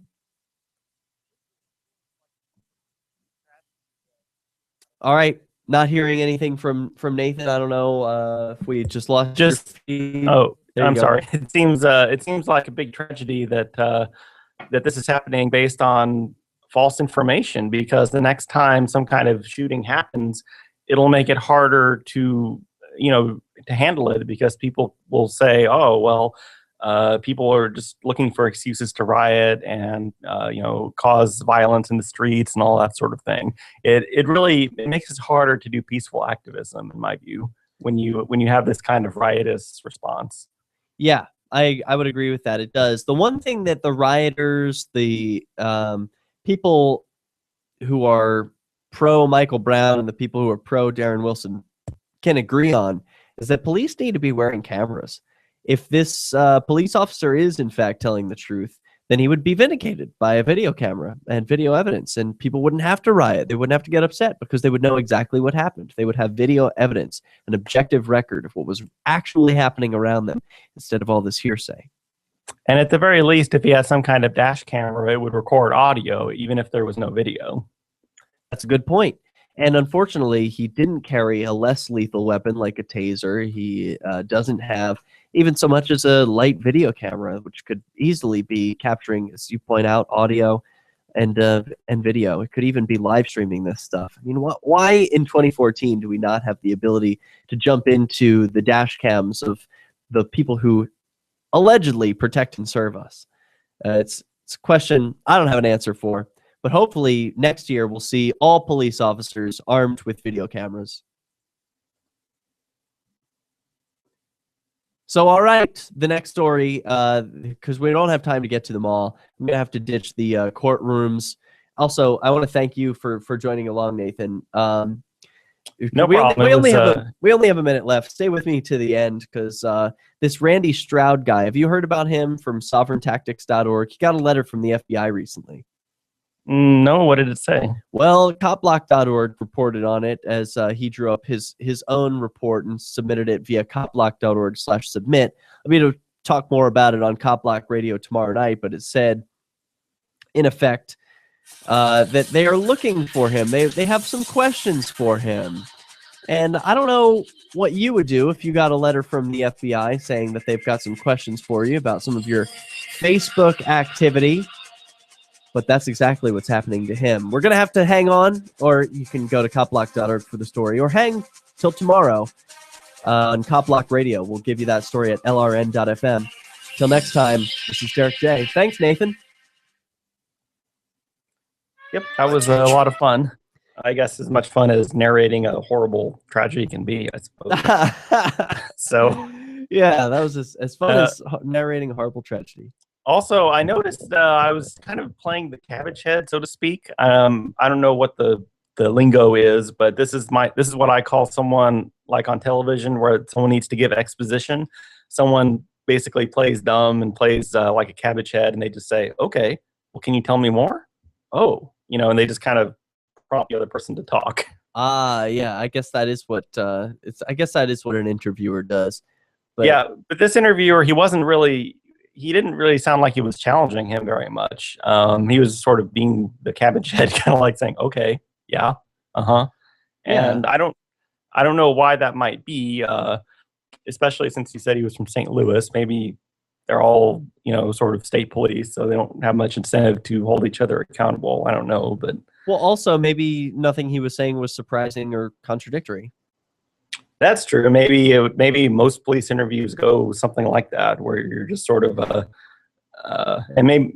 then this is a strange situation, so I don't know. Yeah, maybe he was just collecting evidence. He was just saying, okay, this is the very beginning of collecting info stage. And that's right. There was another interview the next day, so maybe it was only the beginning of the process. Yeah. Well, we'll have to leave it there. I'm super tired. I have court tomorrow at 9 a.m. for my concealed carry license. Concealed carry? Yep. So that's going to be a big deal. Can't wait. And then Cop Block Radio tomorrow night. And Bitcoin Talk Show. Oh, my gosh. That's happening in the afternoon. So it's a very busy day tomorrow. You're totally booked. I'm always totally booked. Today, I opened the store, closed the store, and then did Peace News. That must be kind of tricky to manage the store hours and all your different commitments at the same time. Yeah, it is tricky. It's exhausting, but I'm gonna. Okay. But it's fun, so I'm gonna keep doing it for as long as I can. But I won't do Peace News this Thursday. That's gonna be Turkey Day. I hope you have fun with family, or do something, or get drunk, or whatever you like to do. All right, peace, Nathan. Peace, everyone. All right. Peace. Have a good night.